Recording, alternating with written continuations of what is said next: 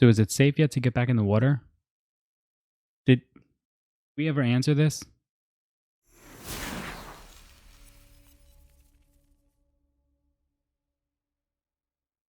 That question has really been asked for thousands of years, way long before the movie Jaws ever came out. In fact, throughout ancient history, humans have been tussling with sea creatures, trying to vie for supremacy.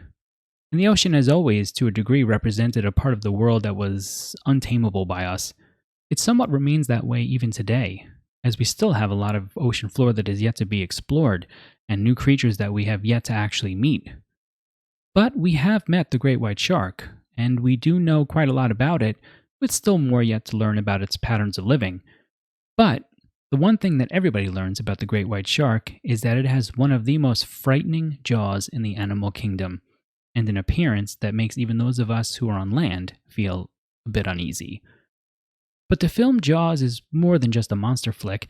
In fact, I would say that it's not all that much about the shark at all.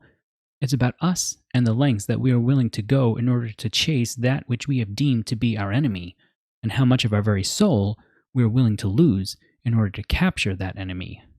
The film Jaws draws a tremendous amount of inspiration from Herman Melville's novel Moby-Dick, cementing itself as probably the best loosely based adaptation of the novel that we'll ever see. The film is really quite a disaster of a masterpiece. I say this because if you research the making of the film, you'll find out just how much of a mess it was, from beginning to end. But, thank goodness, they persevered, and we have the film today. The main storyline that I want to focus on is Quint's obsession with conquering Jaws. In fact, he will put everyone on board in danger in order to satisfy his need for revenge. In this sense, Quint becomes a type of Captain Ahab, a man consumed by the chase. But that's only the surface level reading of Ahab and Quint. It goes much further than that. Sit back and listen, viewer, as I regale you with a section from Herman Melville's masterpiece, Moby-Dick.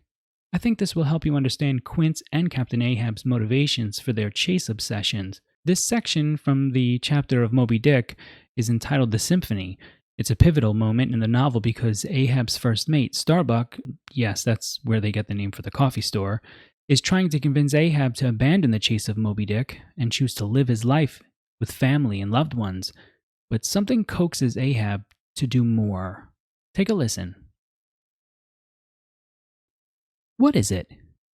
What nameless, inscrutable, unearthly thing is it? What cozening, hidden lord and master and cruel, remorseless emperor commands me, that against all natural lovings and longings I so keep pushing and crowding and jamming myself on all the time, recklessly making me ready to do what in my own proper natural heart I durst not so much as dare? Is Ahab Ahab? Is it I, God, or who that lifts this arm? But if the great sun move not of himself, but is an errand boy in heaven, nor one single star can revolve but by some invisible power, how then can this one small heart beat, this one small brain think thoughts, unless God does that beating, does that thinking, does that living, and not I? You see, the white whale has been interpreted in so many different ways over the years, but one of the ways that I would like to introduce to you is the whale as a symbol of a cosmic call to destruction. There are things within us, feelings, yearnings, that coax us to do or say something that can lead us to our own destruction, whether literally or figuratively. We don't always know where they come from, but they create such anger and outrage that we feel as though we would rather die than let it continue to live within us. It mocks us by its very existence. These feelings are converted to the fuel that runs our perpetual state of hatred, and there is no endless supply of this fuel. For my Star Wars fans, Annakin Skywalker is another example of a character fueled by outrage and fear. His yearning to protect Padme leads to the destruction of Anakin and the birth of Darth Vader. Ahab's hatred for the whale kills the entire crew of the ship, except, of course, for Ishmael, who's the one narrating the story.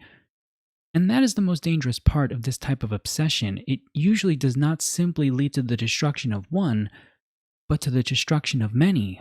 of those we love. Ahab's wife no longer has a husband, and his son no longer has a father. In the movie Jaws, Quint's obsession almost kills Brody and Hooper.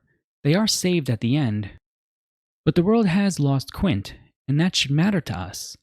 Had Quint listened to Brody and Hooper, he would have been at home, or at the very least, he would have gotten that bigger boat that Brody mentions.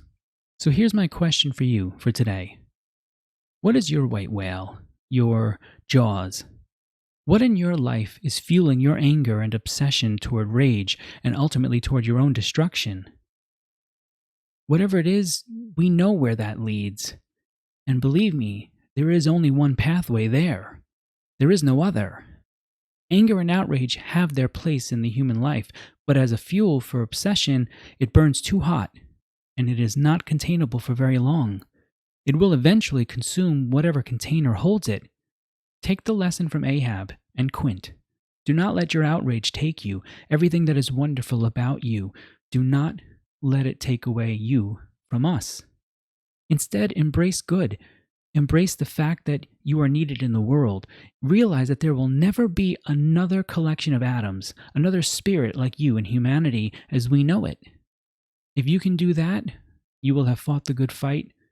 You will have preserved some more good in the world through your continued existence.